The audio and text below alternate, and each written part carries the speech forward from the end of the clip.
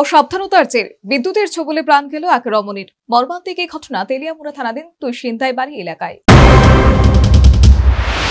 বর্তমান সমাজ জীবনে বিদ্যুৎ ছাড়া এক মুহূর্ত চিন্তা করা দুষ্কর। অপরদিকে অসাবধানতার কারণে বিদ্যুতের ছোবলে অকালে মৃত্যুর কোলে ঠাঁই নিতে হচ্ছে একাংশকে। এমনই এক মর্মান্তিক দুর্ঘটনা ঘটল মঙ্গলবার রাতে তেলিয়ামুড়া থানাধীন তুইসিন্তাই বাড়ি এলাকার সর্দু কোরকুরি গ্রামে। সর্দু কোরকুরি গ্রামের ভারত দেববর্মার 50 বছর বয়সী স্ত্রী পূর্ণবালা দেববর্মা মঙ্গলবার রাতে বৈদ্যুতিক তারের সংস্পর্শে এসে গুরুতর আহত হয়।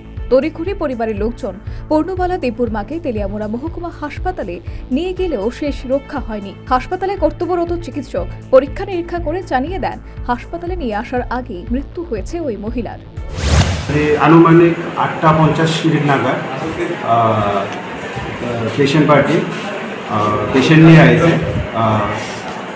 পেশেন্ট পার্টি বলছিল যে পেশেন্টের নাকি কারেন্টের শক বা ইলেকট্রিক শক লাগছে।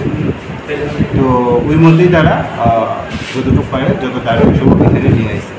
তো আসার সঙ্গে সঙ্গে আমি পেশেন্টটারে এক্সামিন করলাম।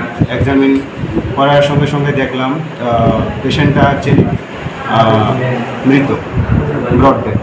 তো ওই অনুসারে এখন ব্রড ডেথ যেহেতু আমরা একটা